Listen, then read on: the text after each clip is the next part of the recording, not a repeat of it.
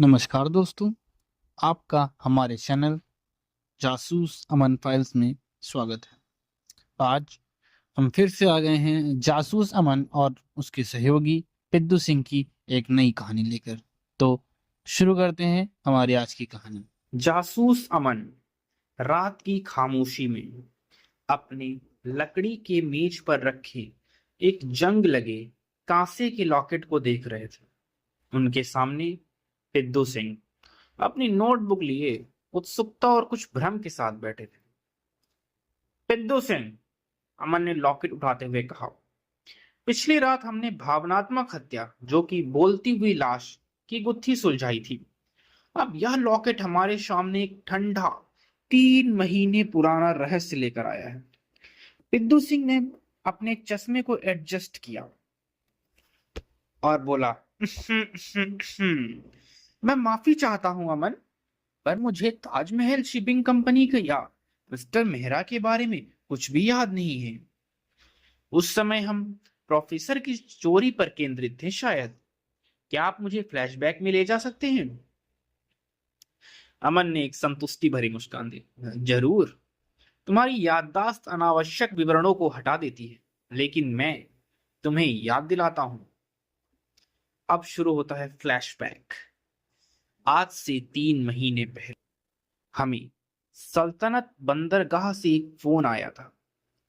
Mister Mehra, जहाज जलपरी के मालिक यानी कि द मरमेड, गायब हो गए थे। उनका जहाज समुद्र में मिला, पूरी तरह अंदर से बंद।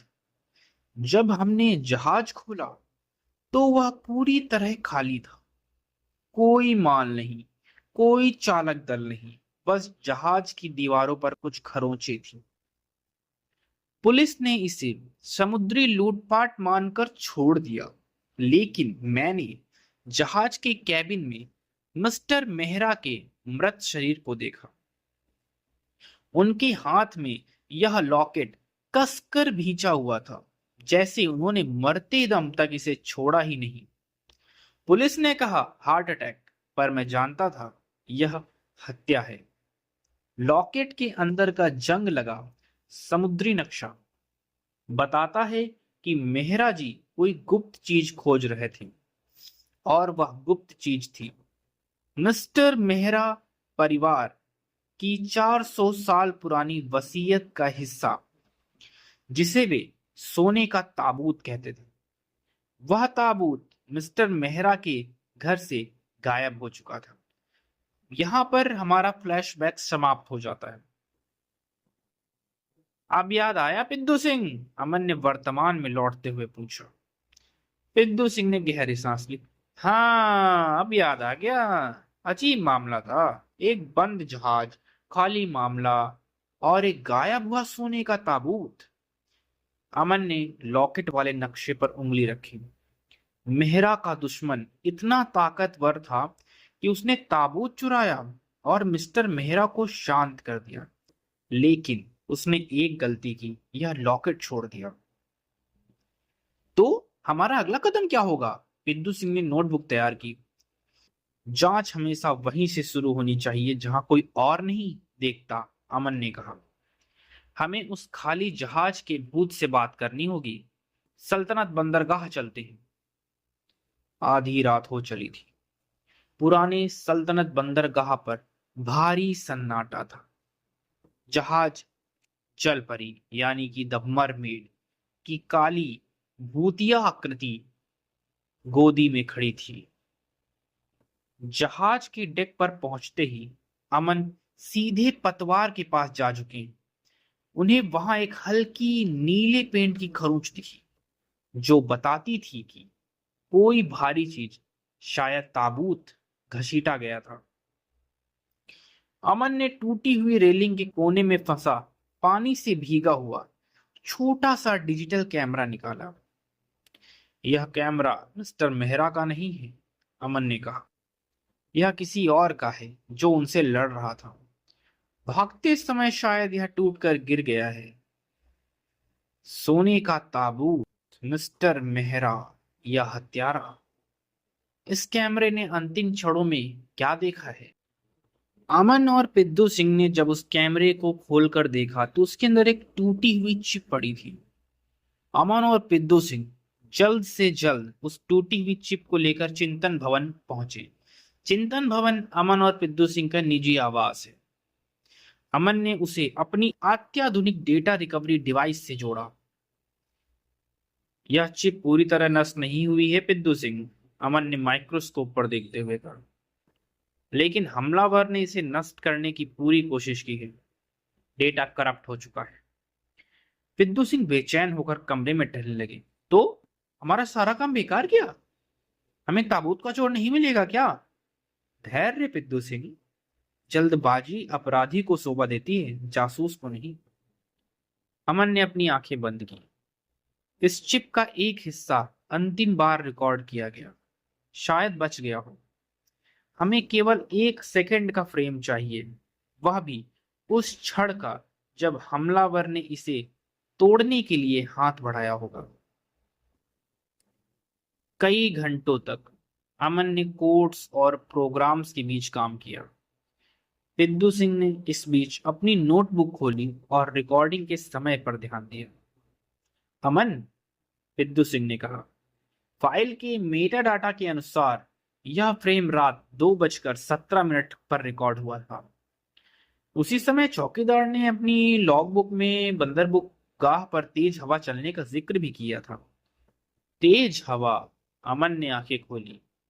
हाँ, यह बताता है कि हमलावर भागा नहीं, उसे जल्दबाजी थी, और हो सकता है कि उसने कैमरे के जानबूझकर तोड़ा हो ताकि वह किसी को खास चीज न दिखा पाए। अचानक स्क्रीन पर डेटा लोडिंग का बार कपकपाया और तेजी से पूरा हुआ। एक धुंधला क्षणिक फ्रेम फ्लैश हुआ और गायब हो गया। रुकिए! पिद्दू सिंह ने चिल्लाया। क्या था वह? अमन ने तुरंत सिस्टम को रिप्ले किया, लेकिन फ्रेम बहुत तेजी से चला गया। वही था पिद्दू सिंह, वही था पिद्दू सिंह, अमन ने शांत होकर ऐसे कहा होगा। हमलावर, मेहरा और ताबूत और एक प्रतीक। कई बार रिवाइंड करने और धीमी गति से चलाने के बाद अमन अंततः फ्रेम को 30 सेकंड के लिए स्थिर करने में सफल रहे। फ्रेम में साफ साफ दिख रहा था मेहरा डर से भरे हुए, सोने का ताबूत भारी होने के कारण घसीटा जा रहा था, और हमलावर के जैकेट पर बना प्राचीन प्रतीक, एक उल्टा लंगर जिसके सिर पर 3 सर लिपटे हुए थे। उल्टा लंगर और 3 सर, पिद्दू सिंह ने फुसफुसाते हुए कहा। यह प्रतीक तो जाना पहचाना लग रहा है। अमन ने अपनी संदर्भ पुस्तकों यानी कि रेफरेंस बुक्स की एक पुरानी जिल्द निकाली, यानी कि एक गट्ठर निकाला। पन्ने तेजी से पलटे। मिल गया, अमन ने कहा। यह प्रतीक 19वीं सदी के अंत में एक गुप्त धनी तस्करी समूह का था, जो खुद को समुद्र के संरक्षक यानी कि द सी गार्जियंस कहते थे। वे सोने और दुर्लभ वस्तुओं की तस्करी करते थे। समुद्र के संरक्षक? पिद्दू सिंह ने पूछा। लेकिन मेहरा के ताबूत में तो दस्तावेज थे। हाँ पिद्दू सिंह, और उस समूह के लिए वे दस्तावेज सोने से ज्यादा मूल्यवान। मेहरा परिवार की पुरानी वसीयत इस समूह के असली इतिहास या उनके ठिकानों का पता बता सकती है। तभी अमन के सिस्टम पर एक चेतावनी आई। अनाधिकृत पहुंच। हमलावर ने चिप को नष्ट करने के लिए एक टाइमर सेट किया था, और वह टाइमर हमें ट्रैक भी कर रहा था। अब उन्हें पता चल चुका था कि हमने क्या देखा है। अमन ने स्क्रीन पर जोर दिया। अंतिम फ्रेम के ऊपरी कोने पर बंदरगाह की एक इमारत की खिड़की से तीखी लाल बत्ती दिख रही थी। यह हमारा आखिरी मौका है पिद्दू सिंह, अमन ने कहा। यह लाल बत्ती सल्तनत बंदरगाह के पास स्थित पुरानी इब्न ए हाफिज घड़ी साज की दुकान की ऊपरी मंजिल से आ रही। समुद्र के संरक्षक अपना ठिकाना बदलें, उससे पहले हमें उस लाल बत्ती का पीछा करना होगा। रात के 2 बज रहे थे। जासूस अमन की कार पुरानी तंग गलियों से गुजरती हुई सल्तनत बंदरगाह के पास स्थित पुरानी इब्न ए हाफिज घड़ी साज की दुकान के सामने रुकी। ऊपर की खिड़की से वही तीखी लाल बत्ती जल रही थी जो चिप के अंतिम फ्रेम में दिखाई पड़ी थी। अमन, बिद्दू सिंह ने फुसफुसाते हुए कहा, हमें पता चल गया है कि वे हमें ट्रैक कर रहे हैं। यह जाल भी तो हो सकता है। हो सकता है बिद्दू सिंह, अमन ने कहा, लेकिन उनकी आंखें गली के उस पार बने एक अंधेरे कोने पर टिकी थी। लेकिन हम हार नहीं मानेंगे। दोनों सावधानी से दुकान की ओर बढ़ने लगे। यह इलाका सुनसान था। केवल पुरानी घड़ियों की टिक टिक की काल्पनिक आवाज हवा में गूंज रही थी। तभी दुकान का पीछे का दरवाजा जो गली में खुलता था अचानक खुला। अमन और बिद्दू सिंह ने डर के मारे ठिठक कर देखा। एक लंबी छायादार आकृति तेजी से दरवाजे से बाहर निकली। उसके हाथ में कुछ तो चमक रहा था। इससे पहले कि वह आकृति भाग पाती, एक बूढ़े आदमी की चीख सुनाई दी। शायद घड़ी साज था वो। नहीं, वह हमलावर ने मुड़कर बुढ़े व्यक्ति को जमीन पर गिराया और जमीन पर गिरते ही उसके शरीर में तेजी से एक चाकू घोंप दिया।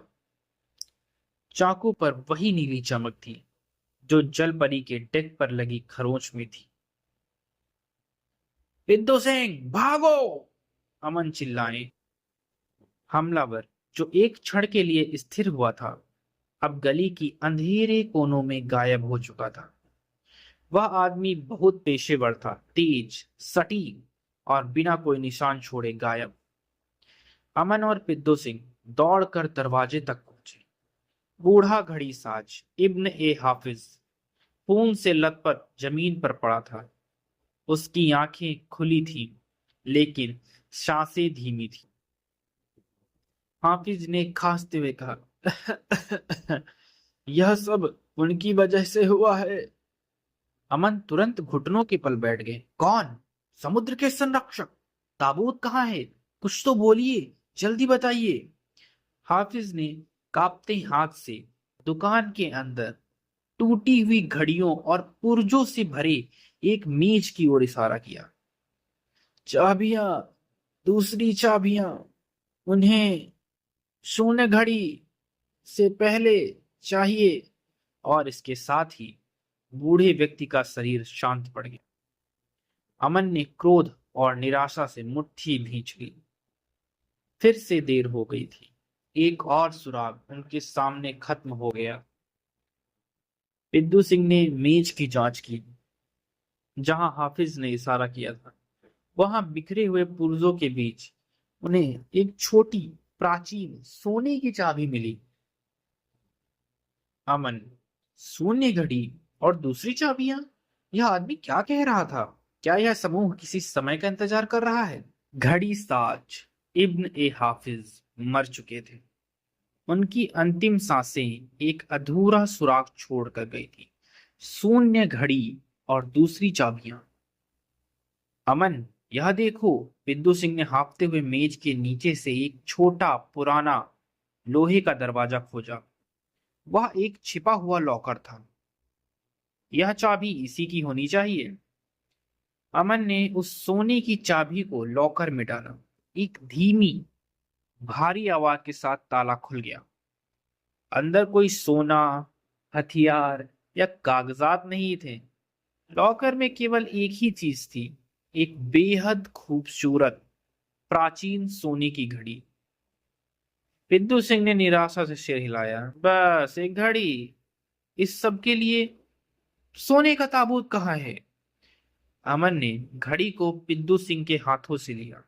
शांत हो जाओ बिद्दू सिंह, यह घड़ी ही हमारा असली खजाना है।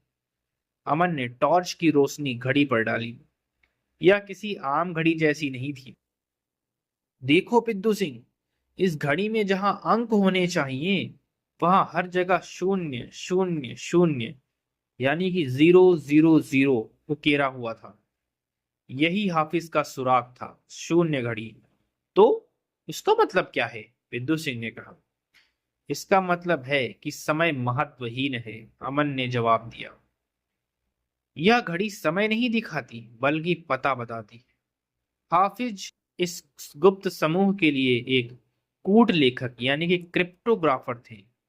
यह घड़ी एक गुप्त कुंजी है। अमन ने घड़ी को ध्यान से पलटा। पीछे के ढक्कन पर उन्हें एक छोटा नग्न जंग लगा स्क्रू दिखा।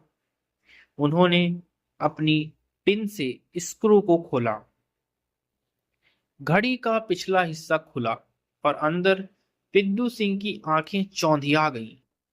घड़ी के अंदर एक बेहद महीन चमड़े का रोल था, इतना छोटा कि वह सुई से बना लगता था।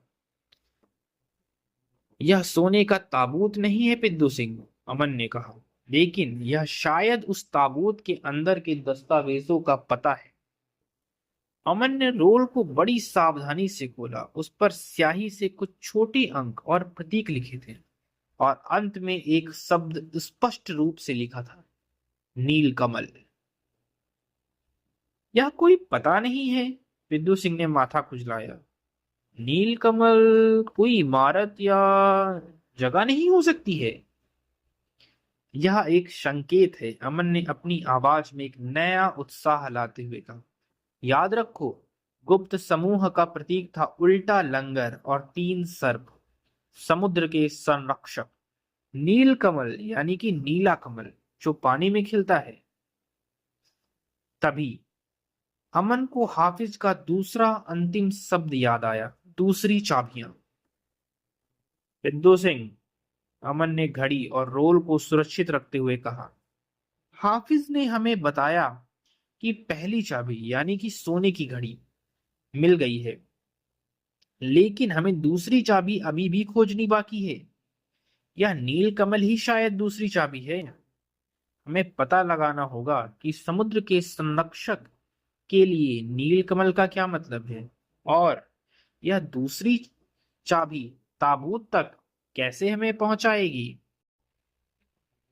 अमन और पिद्दू सिंह इब्न ए हाफिज की हत्या के बाद शून्य घड़ी और उस चमड़े के छोटे रोल को लेकर सीधे चिंतन भवन लौट आए थे।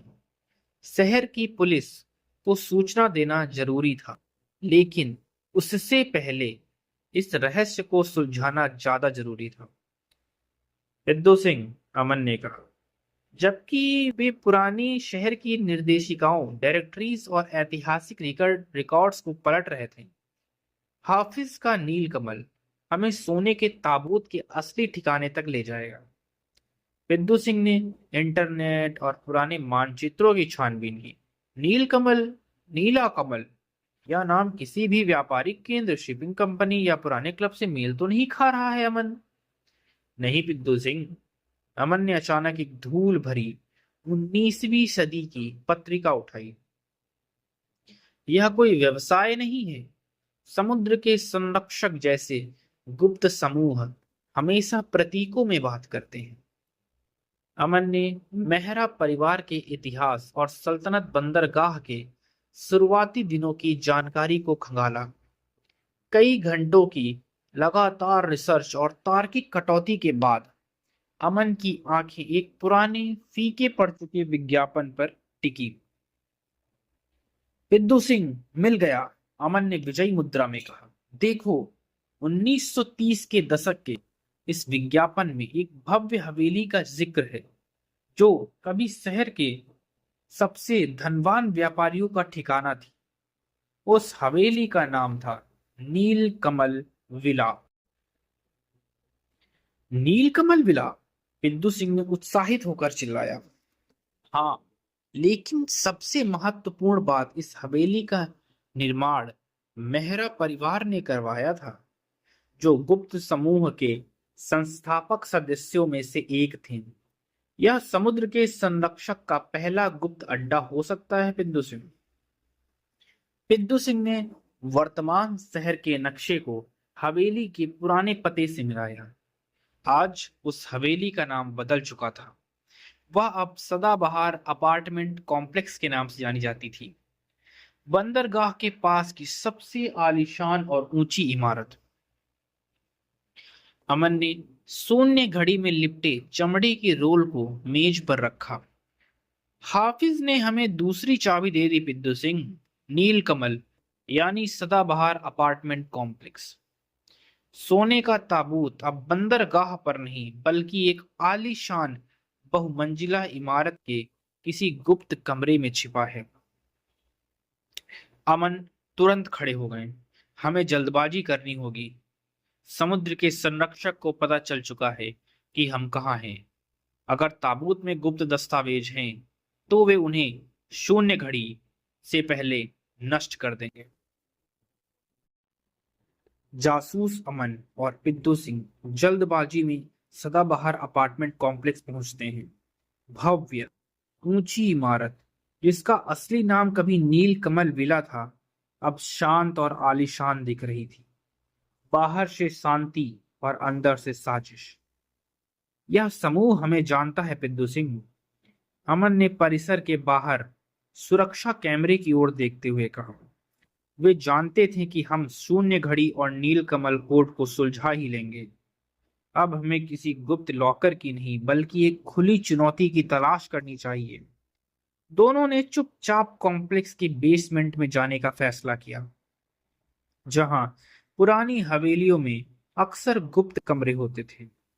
बेसमेंट की ठंडी सीलन भरी हवा में पुरानी ईंटों की एक अलग ही खुशबू थी। कुछ देर की खोज के बाद पिद्दू सिंह की टॉर्च की रोशनी एक भारी धातु के दरवाजे पर पड़ी जो दीवार में छिपा हुआ था। यहां देखो अमन, दरवाजा नया है पर इसकी शैली पुरानी है। दरवाजे पर वही उल्टे लंगर और 3 सर्प वाला भयानक प्रतीक उकेरा हुआ था, समुद्र के संरक्षक का निशान। यह हमारा ठिकाना है, अमन ने दरवाजा खोलते हुए कहा। अंदर का कमरा बड़ा और अंधेरा था। कमरे के बीचों बीच एक चमकदार विशाल सोने का ताबूत रखा था। सोने का ताबूत! बिंदु सिंह की आंखें चौंधी आ गईं। आखिरकार! जैसे ही दोनों ताबूत की ओर बढ़े, अमन अचानक रुक गया। उनकी निगाहें ताबूत के नीचे फर्श पर पड़े नीले पेंट के सूखे निशान पर पड़ी। यह वही निशान था जो उन्हें बंदरगाह पर जलपरी जहाज के डेक पर मिला था। रुक जाओ पिद्दू सिंह, यह जाल है। तभी कमरे के कोनों से एक साथ 5 नकाबपोश आदमी निकले। उनमें से एक के जैकेट पर वही उल्टे लंगर और 3 सर्प का प्रतीक बना था, बिल्कुल कैमरे के फ्रेम में दिखे हमलावर जैसा। जासूस अमन, हमलावर के नेता ने अपनी भारी धीमी आवाज में कहा। हमें पता था कि तुम आओगे। तुम और तुम्हारे मित्र ने हमारी शांति भंग की है। ताबूत तो असली है, अमन ने शांत रहने की कोशिश करते हुए कहा, पर यह खाली है। तुमने इसे हमें दिखाने के लिए रखा है। तुम्हें हमें यहाँ क्यों चाहते थे? नकाबपोश नेता हंसा। हा हा हा, हाँ, यह खाली है। हमने इसकी गुप्त दस्तावेज पहले ही ले लिए हैं, लेकिन तुम यहाँ इसलिए हो ताकि तुम हमारी अगली चाल के लिए गवाह बन सको। शून्य घड़ी अब आ चुकी है।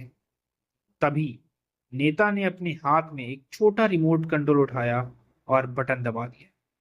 पूरी हवेली अब अपार्टमेंट कॉम्प्लेक्स में तेज डरावनी आवाज गूंज उठी। दीवारें कांपने लगीं। यह हवेली नीलकमल हमारे समूह का पहला ठिकाना था, नेता चिल्लाकर बोला। शून्य घड़ी यानी शून्य की गिनती। हमने इसमें विस्फोटक लगाए हैं। अगर तुम बच भी गए तो तुम्हारे हाथ में शून्य सबूत होगा। अलविदा जासूस अमन। और इसी के साथ कमरा धमाके और धूल से भर गया। अमन और पिद्दू सिंह जमीन पर कूद गए। उन्हें पता था कि उनके पास हवेली के ढहने से पहले भागने के लिए बस कुछ ही सेकंड है। नकाबपोश नेता ने रिमोट दबाया और पूरा बेसमेंट विस्फोटों की गूंज से कांप उठा। छत से धूल और मलबा गिरने लगा। भागो! नेता चिल्लाया और सारे हमलावर, जिन्हें अब समुद्र के संरक्षक कहा जा सकता है, बेसमेंट के पीछे के दरवाजे से तेजी से भाग निकले। वे जानते थे कि हवेली ढहने में बस कुछ सेकंड बाकी है। पिद्दू सिंह डर के मारे चीख उठा, अमन, हमें निकलना होगा, यहाँ सब कुछ ढहने वाला है। अमन ने जमीन पर छलांग लगाई, लेकिन भागने के बजाय उसकी आंखें कमरे के बीच में रखे सोने के ताबूत पर टिकी थी। ताबूत जोर से हिला और अमन ने देखा, एकदम नीचे ताबूत और फर्श के बीच असामान्य रूप से थोड़ी सी जगह बन गई थी। यह जगह इतनी कम थी कि इसे सिर्फ वही देख सकता था जो पूरी तरह से जमीन पर झुका हुआ। अमन ने तेजी से उस हल्की सी जगह की तरफ इशारा किया। पिद्दू सिंह, रुको, यह ताबूत खाली नहीं है। इसे जानबूझकर थोड़ा सा ऊपर रखा गया था।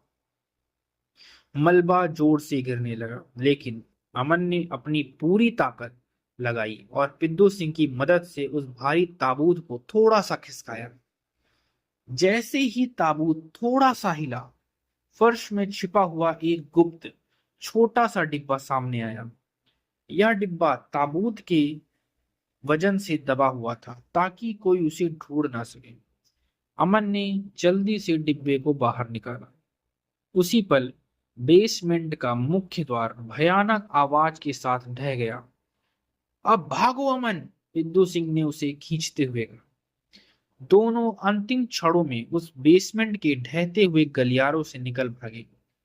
जैसे ही वे कॉम्प्लेक्स से बाहर निकले, सदाबहार अपार्टमेंट कॉम्प्लेक्स यानी कि नीलकमल विला का बड़ा हिस्सा एक विशाल धूल के गुब्बारे के साथ ध्वस्त हो गया। अमन और पिद्दू सिंह बाल बाल बचते हुए सदाबहार अपार्टमेंट कॉम्प्लेक्स के ध्वस्त मलबे से सुरक्षित निकल आए थे। कॉम्प्लेक्स अब धूल और धुएं का एक विशाल ढेर था, जो समुद्र के संरक्षक द्वारा सबूत मिटाने का एक क्रूर तरीका था। पुलिस और फायर ब्रिगेड की गाड़ियां घटना स्थल की ओर दौड़ रही थी। पिद्दू सिंह, अमन ने हाँफते हुए कहा। उनके हाथ में ताबूत के नीचे से निकाला गया गुप्त डिब्बा था। गुंडे भाग गए। उन्होंने सोने का ताबूत और उसके अंदर के दस्तावेज ले लिए। अब हमारे पास क्या बचा है? हमारे पास हाफिज का खून है, मेहरा का लॉकेट और एक ध्वस्त इमारत, बिंदु सिंह ने मायूसी से कहा। और अब वे हमें ही फंसाएंगे। यह शून्य सबूत का खेल था अमन। अमन ने डिब्बे को खोला। अंदर ना तो सोना था, ना ही मेहरा परिवार की वसीयत। डिब्बे में केवल एक ही चीज थी, एक पुराना जला हुआ लकड़ी का टुकड़ा, जिस पर एक पक्षी की अजीबोगरीब चित्र बनी हुई थी। यह क्या है? बिद्दू सिंह ने पूछा। कोई सुराग नहीं, कोई पता नहीं। अमन ने लकड़ी के टुकड़े को ध्यान से देखा। हाफिज ने ताबूत को जानबूझकर थोड़ा ऊपर रखा था ताकि कोई इसे ढूंढ ना सके। यह डिब्बा समुद्र के संरक्षक के किसी अगले बड़े ठिकाने का पता है। अमन ने अपनी संदर्भ पुस्तकों की मदद से उस पक्षी के चित्र की पहचान की। बिंदु सिंह, यह पक्षी का चित्र स्वर्ण गरुड़ का प्रतीक है। यह पक्षी हिमालयी क्षेत्रों में पाया जाता है। हिमालय? बिंदु सिंह की आंखें चौंधिया गईं। समुद्र के संरक्षक हिमालय में क्या कर रहे हैं? यह अब सिर्फ तस्करी या गुप्त वसीयत का मामला नहीं है बिंदु सिंह। अमन ने अपने कोट को कसकर पकड़ा। यह समूह किसी बहुत बड़े राष्ट्रीय रहस्य पर काम कर रहा है। हाफिज ने हमें शून्य घड़ी से पहले ही बता दिया था कि हमें दूसरी चाबी कहाँ मिलेगी। अमन ने जेब से लॉकेट का नक्शा निकाला और उस पर हिमालयी क्षेत्र को चिन्हित किया। समुद्र के संरक्षक अब ऊंचे पहाड़ों पर हैं। हमें यह पता लगाना होगा कि स्वर्ण गरुड़ का गुप्त ठिकाना कहाँ है और उनका अगला कदम क्या है। हमारी अगली चुनौती पहाड़ों पर है बिंदु सिंह। बिंदु सिंह ने गहरी सांस ली। हाँ। नोटबुक खोली और अगले अध्याय का शीर्षक लिखा, स्वर्ण गरुड़ का गढ़। इसी के साथ हमारी कहानी यहीं समाप्त होती है और इसके साथ ही जासूस अमन और बिद्दू सिंह का सोने का ताबूत का रहस्य समाप्त होता है। लेकिन अगले और बड़े रोमांच के लिए मंच तैयार हो जाता है, जो है स्वर्ण गरुड़ का गढ़। दोस्तों, ये कहानी यहीं तक थी। ये कहानी यहाँ तक सुनने के लिए आपका धन्यवाद। हमारे चैनल पर हर रात एक नई कहानी आ जाती है, उसे भी सुनें। और आप हमारे चैनल को सब्सक्राइब करें, वीडियो लाइक करें। और यहाँ तक कहानी सुनने के लिए आपका धन्यवाद। शुभ रात्रि।